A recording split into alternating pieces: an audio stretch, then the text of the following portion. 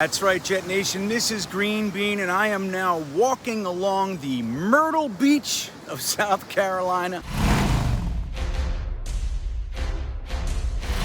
Just before we get started, I'd like to remind you that liking and subscribing to this channel is just about the best thing you can do.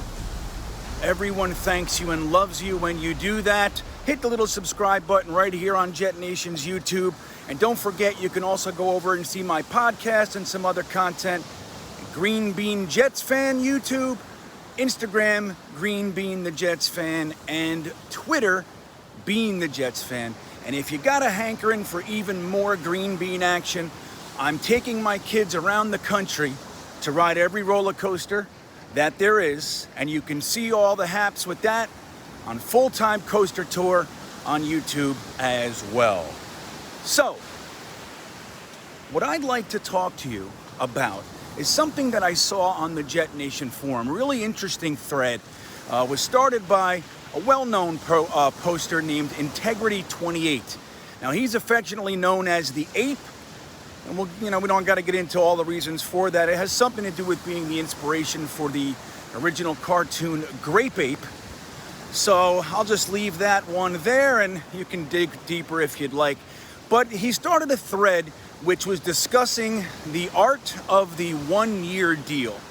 And it's something that I've been going around with lots of different Jets fans on different forums and different platforms for a while now. You know, what is it with Joe Douglas and these one-year contracts? He seems to be able to grab guys for 1 year, but not necessarily too many guys that are being brought in for long term, and he hasn't really extended a homegrown talent yet. You know, he had a couple guys that he kept last year, all of them on 1 year contracts, and even Marcus May this year seemed like a lock to extend. And as we know, he was given the franchise tag, which he recently signed. So what is it with the 1 year deal? Is it just a GM that can't seem to lock guys up like so many Jets fans think? Somebody who's afraid to commit? And is it a negative? So one of the things that I think is really a positive, and why this is really a wise course of action, especially with where the Jets are now.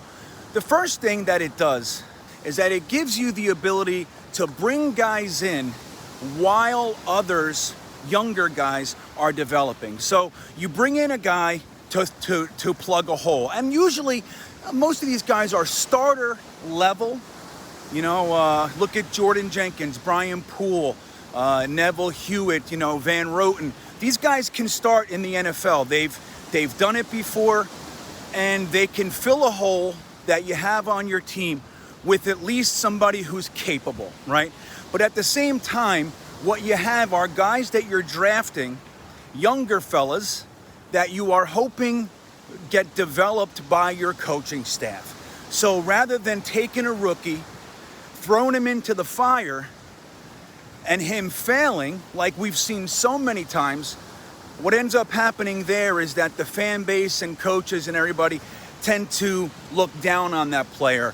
We tend to give up on that player. And even worse, a lot of the times the player will start to give up on themselves, start to question their abilities, all that sort of stuff. A really good example is Lamar Jackson last year. He had an undrafted free agent cornerback who, by all rights, should never have been starting in the NFL. He was an undrafted free agent. The reason for that being he has so many deficiencies. He's very raw.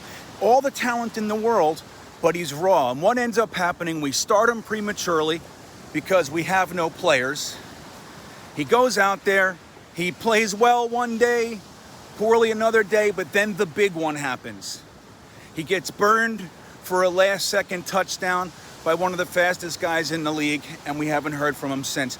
And this is where this can be damaging. So instead of taking your rooks and your young guys and throwing them into the fire, what you're able to do is keep them on the back burner, develop them, let them acclimate to the NFL, let them learn the playbook, let them, feel what it's like to be on an NFL team before you go ahead and throw them in. Now, if during the season they they earn their spot, great.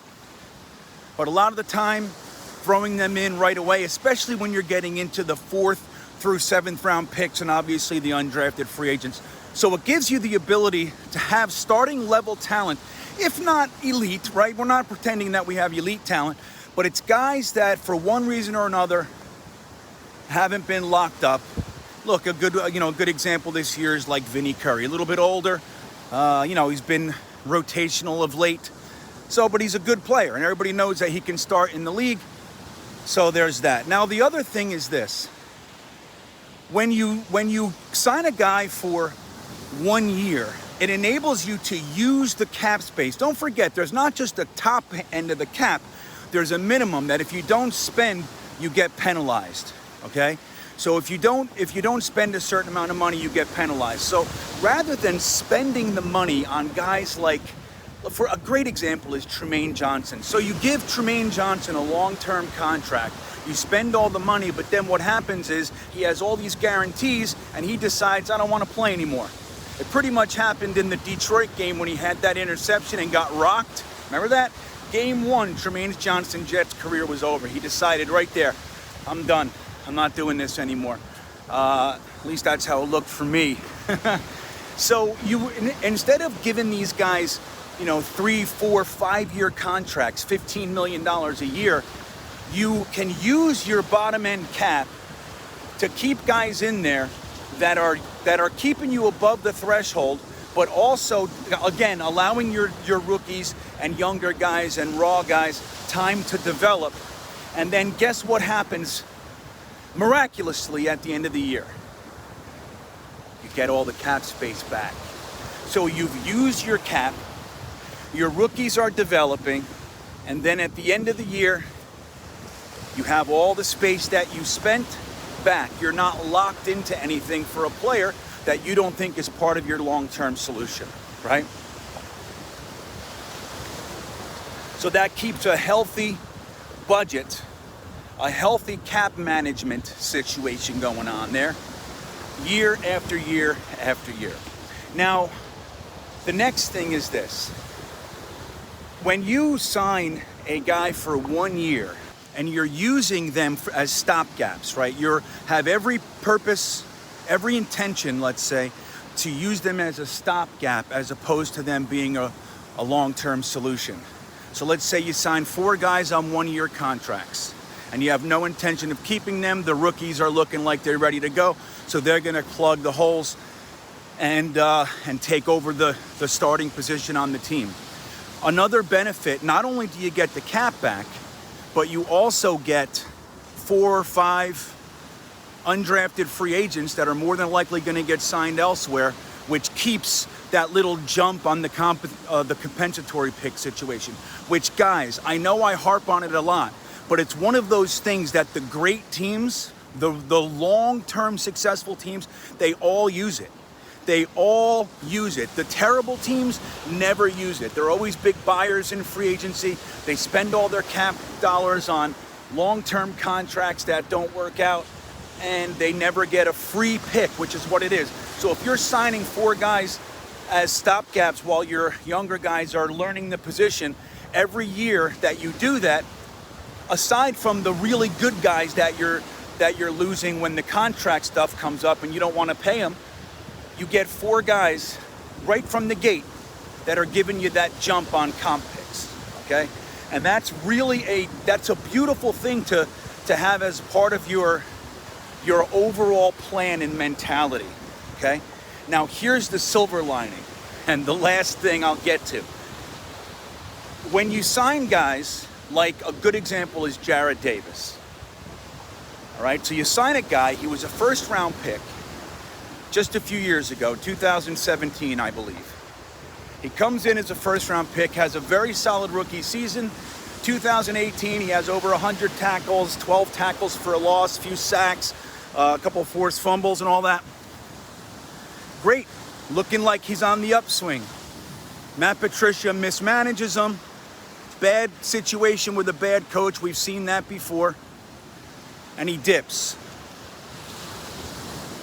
So when you grab a guy like that every now and then, I'm not saying he's definitely going to be this, but it's possible that while you're hiring you're signing these 1-year contracts, every now and again, you're going to strike gold.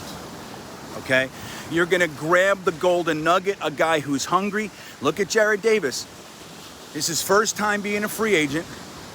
His career was going up. He fell, and he only gets a 1-year contract. The guy's entering his prime. He's ripped. He's super duper crazy athletic, and he's hungry. There's very good potential, let's say, for him to be one of the guys that come out of nowhere and have these great seasons. Now, when he does have a great season, let's say you're game 10 and he's lighting it up. He's a top 5 linebacker in the league. You now have exclusive rights to negotiate with him, and not for nothing, while you're negotiating with him, he's going to remember that when he went out there in free agency and nobody would give him a contract, the Jets did. Joe Douglas did. We were the ones that gave you the shot. We were the ones that put you in the situation to succeed.